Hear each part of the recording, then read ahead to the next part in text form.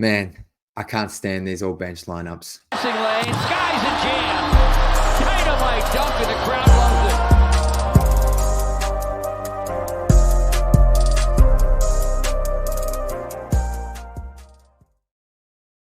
Welcome back to Pistons Intellect. I'm your host, Jack Kelly. You can follow me on Twitter at Jack_Kelly_3on3. And before we get into today's show, if you're feeling so kind, please hit that subscribe button. We just hit 600 subscribers. And yeah, I'm loving the way the channel's moving. First and foremost, just quickly, apologies for like the 2-week break. Had a few people reach out, so I just wanted to quickly address this. I'm really excited to talk about the trades. I feel like I took a break at a bit of a weird time where the Pistons have actually had some good basketball sandwich in between a couple of bad games either side. And we're going to get into the Phoenix game today. But yeah, just been putting my time and effort into some of the other channels of Pistons Intellect. So if you use Instagram, go check out Instagram. We're growing over there. We're getting close to 1,000 followers. And we've only started that in the past couple of weeks. So go follow us over on Instagram. As always, yeah, you can find me on Twitter. But yeah, I'm planning to be back regularly now. And yeah, just to do some reshuffling. So anyway, appreciate anyone tuning in that's coming back and has stuck with me. So anyway, first of all, as I mentioned, there has been a lot of roster turnover since I last spoke on the show 2 weeks ago, and I'll get into that in a minute. But first of all, I just want to address this game in Phoenix tonight. I'm recording a couple of hours after the game, and it kind of sucks. You know, prior to yesterday's game against the Lakers with the back-to-back, I was feeling really good. Like, I think we all were as Pistons fans. We had that spark and life back about us that we had in that first week when the Pistons were 2-1. And I think heading into the Lakers game last night, you know, with the Fontecchio in the lineup, with sort of a revitalized Pistons in the 3 games prior, with a pair of back-to-back wins, an impressive one against Sacramento, and then a really solid overtime win in Portland. And then they just fell short against the Clippers in a game that, I mean, I know, you know, we've lost more than enough this season, the past 4 years, but I feel like, you know, that's a kind of a closer moral victory, that game they had in LA against the Clippers. I think coming into the Lakers game, you know, I think the Lakers have been up and down. They've been better of late, for sure. D'Angelo Russell's playing out of his mind. Anthony Davis always plays well against Pistons. But I think even last night, whilst that game was disappointing, Cade and Ivy never really got going. Durant got killed, dominated by Anthony Davis. But I think it was okay, it's the first night of back-to-back. Monty played a heap of the new guys like Evan Fournier. James Wiseman featured heavily against the Lakers. So I think with that game against the Lakers, it was kind of like, okay, this is bad. The Pistons were down by 20 for much of that game. This is bad, but if they can bounce back against the Suns, this road trip really, you know, this 5-game West Coast trip would really start to feel positive, or at least keep that positivity it started with. And as kind of always is the case with the Pistons, they just tonight, they just came out and were lifeless. I mean, Simone Fontecchio in his 3rd game as a Piston, leading scorer. You know, at times he looks like the Pistons' best scoring option. Like, he definitely did tonight in the way he would sort of attack off drives, and, you know, even though some of his threes miss badly, just the way he shoots the ball with confidence. And, you know, it reminds me of Bojan in the sense of a lot of fans got tired of Bojan creating and, you know, creating his own offense and taking away from the young guys. But, you know, sometimes these older vets, like, it just feels like the young guys don't have the energy sometimes, like tonight. Like Jaden Ivey, foul trouble early. Cade was back to his absolute, I mean, to put it bluntly, his worst turnover. He had finished with 5 turnovers on the game. I think 4 of those were in the first quarter, and then all 5 were in the first half. Like, I'm going to get to him in a minute. But yeah, Ivy, Cade, and Durant just didn't fire a shot tonight. I mean, Devin Booker got thrown out in this game in the first 5 minutes, I think.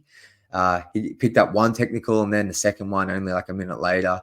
So the Suns were already without Bradley Beal.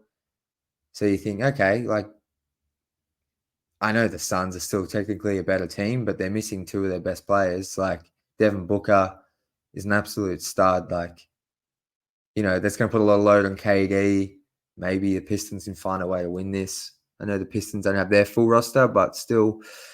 But no, Booker's ejection, if anything, lit a fire under the Suns. And Monty said it in his post-game presser, which I found a weird thing for Monty to bring up. But Monty kind of said, as soon as Booker got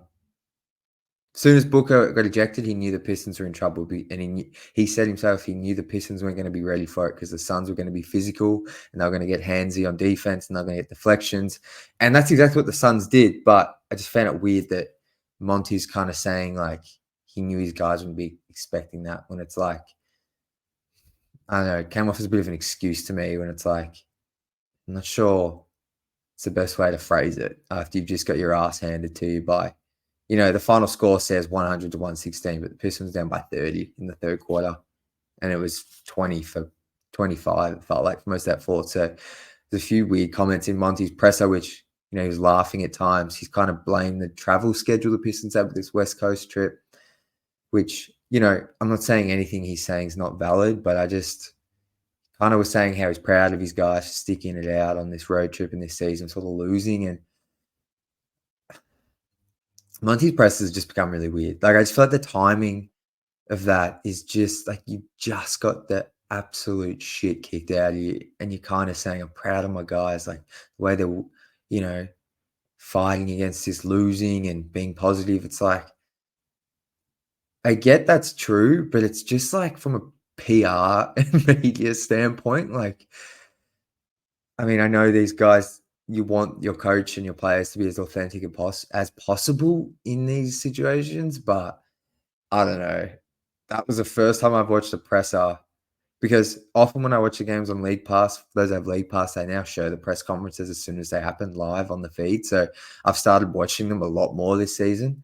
And yeah, this was the first press conference from Monty where I was like, I was angry. Like, I was feeling pretty pissed off. So it's just like, you've just got absolutely dominated from start to finish. Didn't fire a shot. Didn't register a punch. Got absolutely embarrassed.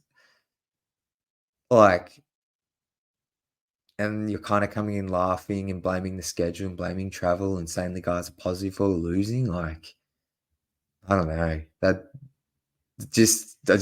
really didn't like that. Like, once again, not saying any of that's a lie or false, but just the timing of it and the tone he spoke in, I don't know, just as a fan, it kind of pissed me off. So anyway, I think just the last thing on Monty is like what I titled this episode is like, all bench lineups suck. And it kind of coincided with when Devin Booker got thrown out of this game.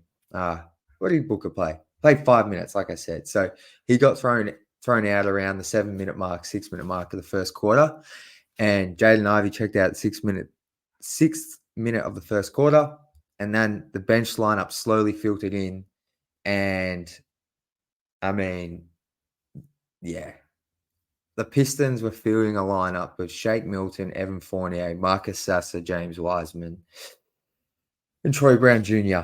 in a first quarter of an NBA game. Like, I don't know, man. Like, just Cade was struggling. I mean, tonight there's a bit of foul trouble, but like, as you can expect, the Suns immediately went like on an 11-1 run and were up by 10 to close. They finished up 12. I think it was 23 all. And then the all bench lineup was in, say the Suns were up, I think 25 to 23. And the Suns close out first quarter and go up by 12, 37-25. And honestly, then the starters came back in and they didn't do much. They were bad as well. But, that second quarter, the Pistons get outscored 33-16. Defense just non-existent, turning it over. It was honestly just one of the ugliest games I've watched. Like, just in the sense of like both teams, just the Suns were better. Like they were making their shots, but even they had some really bad miscues and fumbles, and it was a bit physical and just a bad game to watch. But the all bench lineups bemuse me. I don't get it. When your team's this bad, like I just don't understand why we get full 5-man bench lineups. Like it'd be one thing if it was like, okay, you got Ivy out there, full bench guys. You got Durant out there with full bench, but we're getting like full bench lineups of guys who, I love Marcus Sasser, but those other four guys, Shake Milton, Evan Fournier, serviceable veterans, had okay careers. James Wiseman, we know what he is. Like Troy Brown Jr. is like a fringe wing. Like it's just, if you had a good bench and you were a playoff team, it wouldn't bother me as much. But yeah, I think, look, the Pistons, they're still waiting for Quentin Grimes and obviously Stu. They'll both be back after the All-Star breaks. That's something to look forward to. But yeah, rough game. Rough game. I mean, I think in yesterday's game against the Lakers, Asar Thompson was a bit of a positive. I mean, tonight for me, Fontecchio, maybe. Two of his 3 games have been really solid. The Clippers game was awesome. Tonight, I think he was solid individually.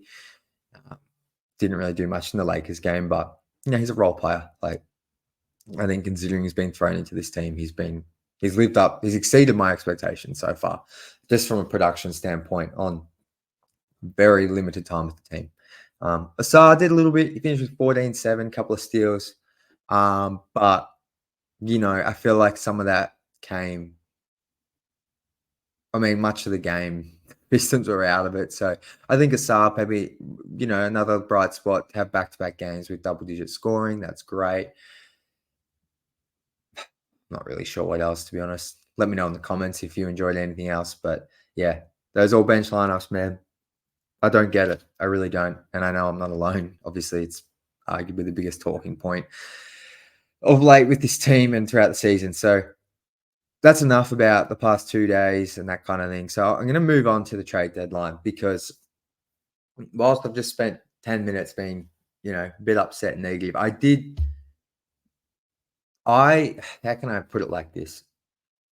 If you zoom out, if you zoom out, I get why fans are frustrated with the, maybe the asset management with Bojan and Burks and the Pistons not necessarily getting back a first-round pick, and more so the fact that they could have got at least definitely 1 first-round pick for Bojan last season, if not potentially 2. Alec Burks, I'm not sure he get a first last season, but I think the big one for Pistons is Bojan, and that kind of this trade deadline, not getting first-round pick back, but I'm super high on Quentin Grimes. Super high. Like I get the frustration and the asset management and why Pistons fans are going to be quick to say, and we're probably upset with that New York Knicks trade. Because basically Pistons just got back Grimes, I think a couple of seconds, and then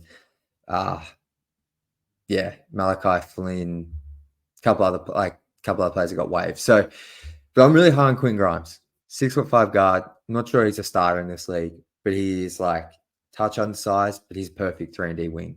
And he's not shy at shooting the ball. Like he's shooting career-wise, I think he's 35-36% from 3. Doesn't really do a whole lot more on offense. But I just think his defense is awesome. He's gritty. He's really stocky. He's strong. I feel like he can really help this team defensively. Alongside kind of Fontecchio, just adding a couple of wings that are solid, have solid frames, can move, pretty athletic. Like, I'll get to Fontecchio in a second, but just to finish it out on Grimes, like, I think he's really going to help this team. Him and Sasser both played University of Houston together for a couple of seasons there. And I think just that little synergy there, maybe those two coming off the bench can really wreak some havoc. And they're both guards that I think you can play alongside either of Ivy or Cunningham. Like those guys, Cunningham, Ivy, Grimes, Sasser, you can play all 4 of them together, any combination.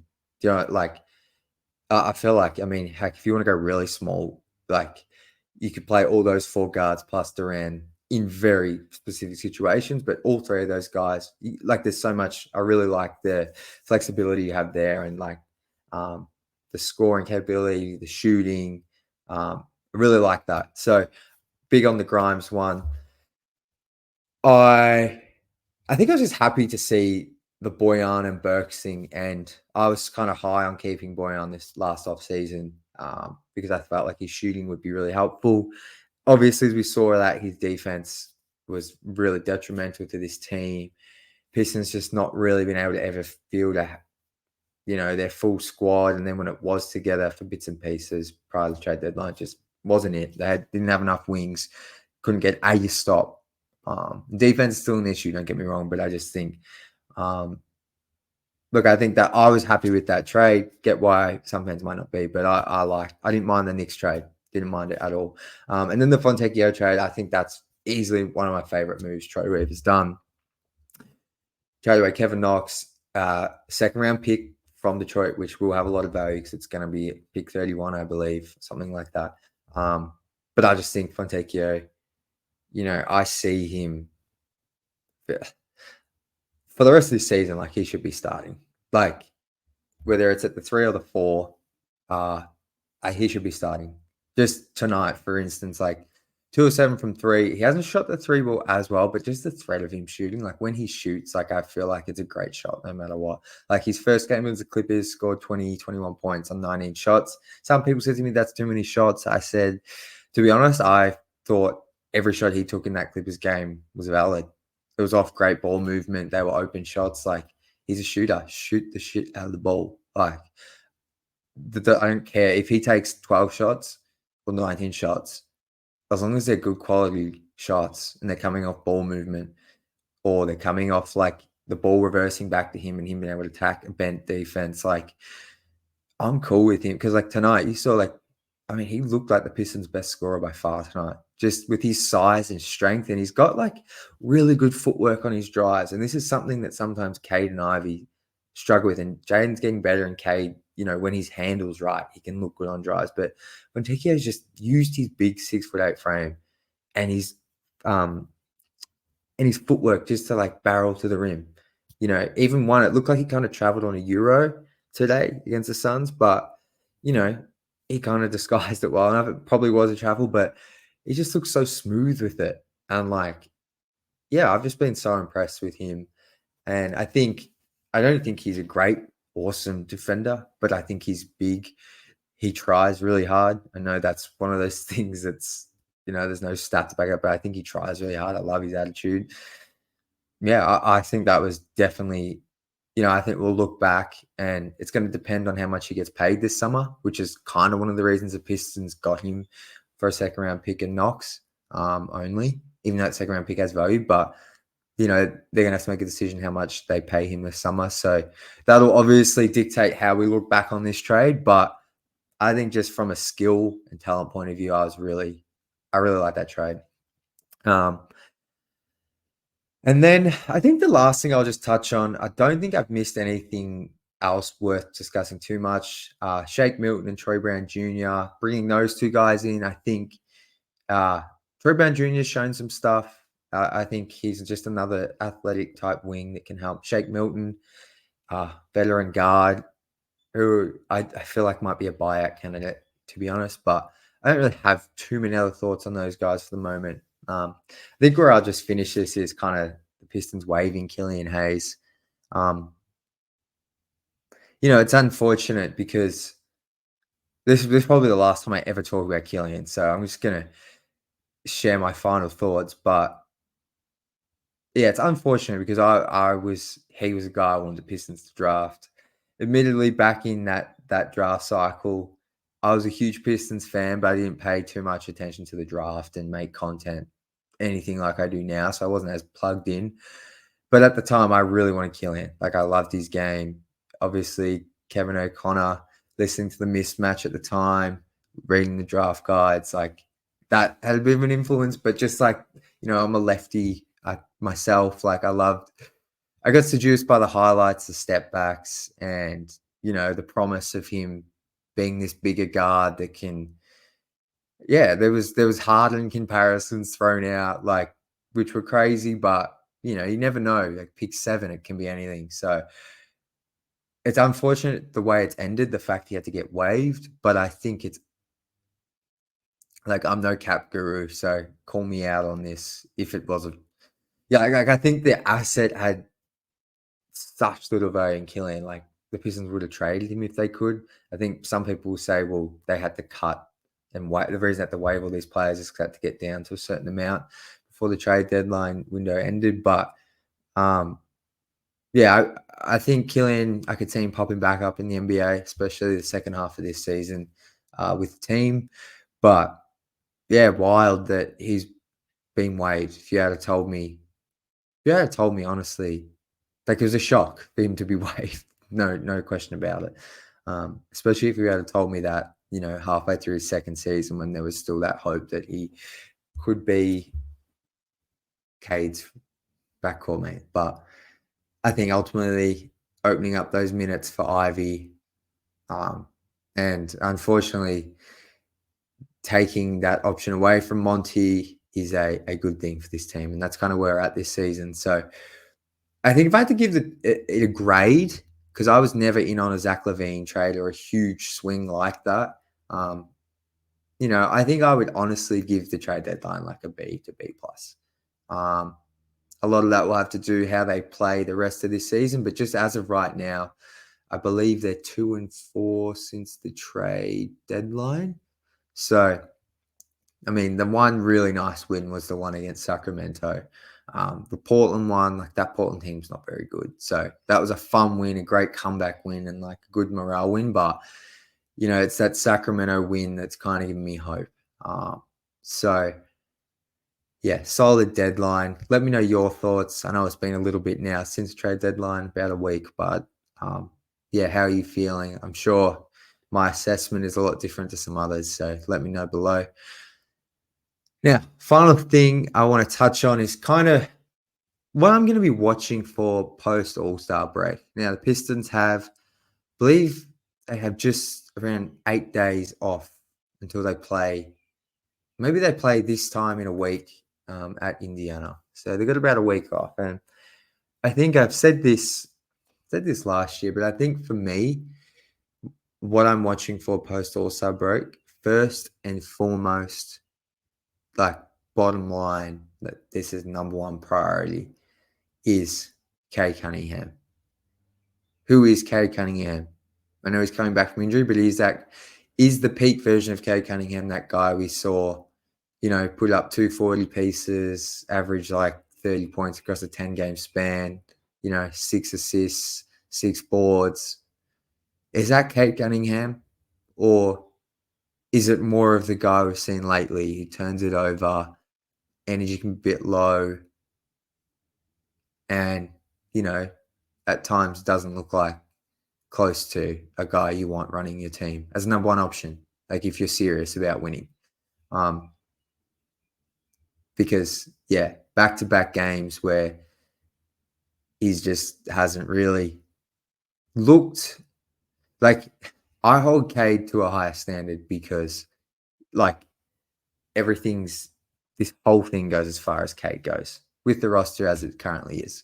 Like, pretty much while he's on the team, it'll go as far as he takes it. So, hence why it's my number one thing, because he's due for an extension this summer. And it's really tricky because he missed all of year 2. And then this season was a disaster. The roster was clearly ill-equipped. But, if you, like, Cade also is in his 3rd season. And I know some people say he's in his 2nd season, whatever. He's been in the league for 2.5 years. So I know he hasn't been able to play, and there is a bit of leeway there. But number one pick, he's a top 3 pick in a stacked draft, or was supposedly a stacked draft class. But yeah, we're getting close to the time. And especially if he gets paid this summer, if you're signing a contract extension with him this summer, like, you need to kind of know who he is. Clearly a rookie extension, there's expected growth. Like, this isn't who they are. But, I would like to see his play translate to wins more. Like, I still think it's ridiculous to say this team's better without Cade, but like, I think of their 8 wins, half of them have come with him out of the lineup, and he's only missed like 8 to 10 games. So, that's the sample size is tiny, but it's interesting because Jaden Ivey often, even if the box score didn't reflect it, when he's the guy leading the charge, he looked pretty good at it, even if it was rough at times, because he's genuinely in year 2 and he's not naturally a point guard, but I feel like, in those games without Cade, Jaden's looked really good. And the Pistons have probably been more competitive. But like I said, small sample size. So I hope Cade is healthy for as much as possible in these last 30 or so games. Because that we need to know who he is by the end of this season. Like, just in the sense of like, I think it kind of leads me to my next point of what I want to watch, but like, we really need to know, like, this young core. I think you still don't break it up till next season unless like a deal comes across this offseason that's hard to refuse for a player.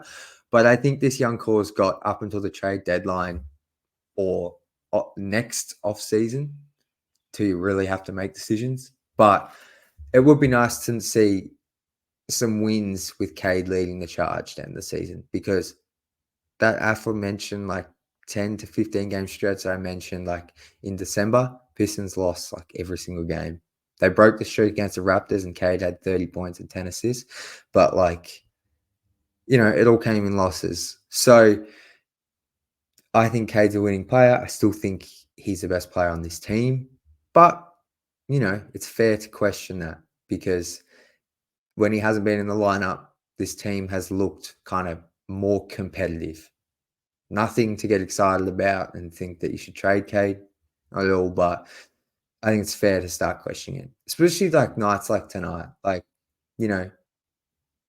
back to back against the Lakers, like the Pistons starters didn't play much. They were virtually rested for the second half. Or they came back in at a weird time, but they played low minutes. Like, you'd think tonight, come out and, really give it your all. And, it's on all of them, but I just feel like if Cade's your lead guy, like, sometimes I feel like, and this has been a theme with him since he was a rookie, like, you just don't get that aggression from him. And particularly in the first half, like, sometimes it feels like he coasts a lot. Like, I remember when I was riding for Detroit Bad Boys, like, one of the big things in like his first 25 games as a rookie, once he got the shooting under control, was like, he would wait until the last quarter to kind of make a stamp on the game. And Pistons fans and stuff in the Detroit Bad Boys comments would be like, can you come out with more aggression and, set a tone? Like, and sometimes like that, maybe that's just who he is. But if that's who he is and he's just going to be a closer and a facilitator for the first, like, he's going to be a closer and then he's going to facilitate for the first half, first 3 quarters, then we can't see him dribbling around in circles, turning the ball over in the first quarter, the first half. Like, we just can't see that. He needs to be off ball more. You need to give Jaden Ivey more reps, because sometimes tonight, man, when he just dribbles around in circles, like, and dribbles into traffic or throws like just some strange passes at times, like, yeah, it's rough. Like, I kind of feel like it's not all on him, but at some point, you got to hold your franchise guy to account. And I think he might have mentioned he's feeling a little bit banged up in the post game tonight. He's coming back from that knee sprain against the Nuggets. So hence why I just hope he's healthy, because I don't think he is 100% right now. But like, I feel like you can't just say put Cade Cunningham on ice for the rest of the set. Like, I feel like if he's out there, like, I really need to see Cade Cunningham, put together a 15 to 20. This is what I'll end on. I want to see Cade put together a 15 to 20 game stretch in these final 30 odd games where, to be honest, I don't really care about the stats in terms of counting, but efficiency wise, I want to see him, 46, 47, 50% from the field. I want to see him mid to high 30s in 3-point percentage. I want to see him get to the line at least 5 times a game. And I want to see those turnovers down. And I want to see the Pistons, in that 15 to 20 game stretch, go like 8-13 or go, 6-9. Like, give me something like that where Cade's leading from the front, or he's taking a bit of a back seat, but you can see the vision. Like, you can see how he's going to help, how he's going to fit alongside this young core, and you can build around that. Because sometimes it feels like, I don't know, Cade on ball as your point guard, full time, high usage. I don't think is it. Like, it just isn't consistent enough. So, bit of a rant there. Let me know what you want to watch for. Aside Cade, I think. So I just wanted his last thought in. I know I'm rambling here, so I appreciate anyone that's stuck through. But I think aside Cade, I really want to see the Pistons find a 5-man lineup that they can close the season with and head into next season with.